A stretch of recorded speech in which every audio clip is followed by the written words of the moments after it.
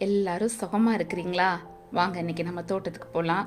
நமக்கு அழகா ஒரு 3 பிளான்ட் ஆஃப்ரிக்கன் மேரிகோல்டு வந்து கிடைச்சது. ஒரு சகோதரி கொடுத்தாங்க.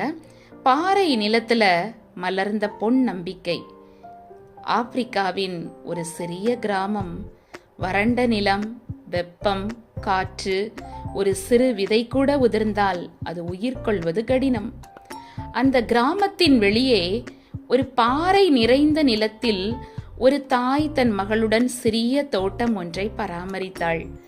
ஒரு நாள் அவள் கையில் ஒரு சிறு ஆப்பிரிக்கன் மேரிகோல்டு விதை இருந்தது. மகள் சிரித்தாள். அம்மா, இந்த வறண்ட நிலத்துல இது கெட்டு போயிடும்.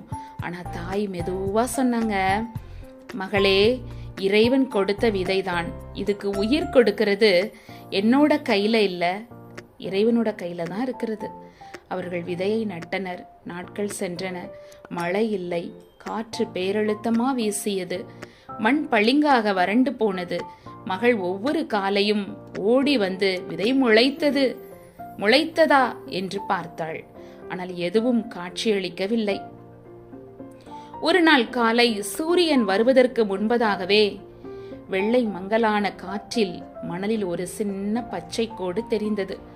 அவள் கத்தினாள், அம்மா, உயிர் வந்துருச்சு. அந்த சின்ன முளை நாள்தோறும் காற்றோடு போராடி வளர்ந்தது. தண்ணீர் குறைவாக இருந்தாலும் அது வாடலையாம். மாறாக சூரியனைப் போல பொன்னிறமான ஆப்பிரிக்கன் மேரிகோல்டு மலராக ஒளிவிட்டது. அந்த மலரை கண்ட கிராம மக்கள் ஆச்சரியப்பட்டார்களாம்.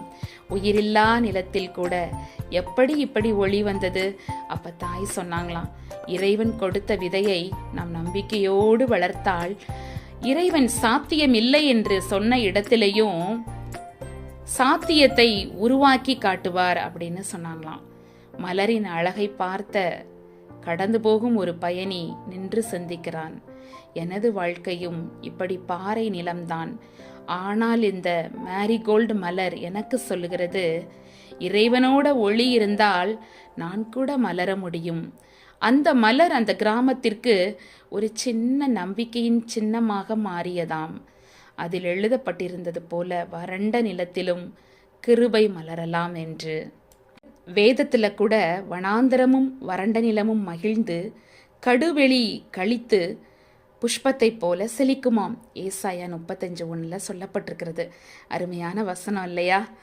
இந்த பிளான்ட் நம்ம வீட்டில் நம்ம வச்சிருக்கிறோம். அதோடு சேர்த்து உங்களுக்கு ஒரு குட்டி கதையும் இணைந்து நான் உங்களோடு கூட பகிர்ந்திருக்கிறேன். இந்த வீடியோ பிடிச்சதுன்னா லைக் பண்ணுங்க, ஷேர்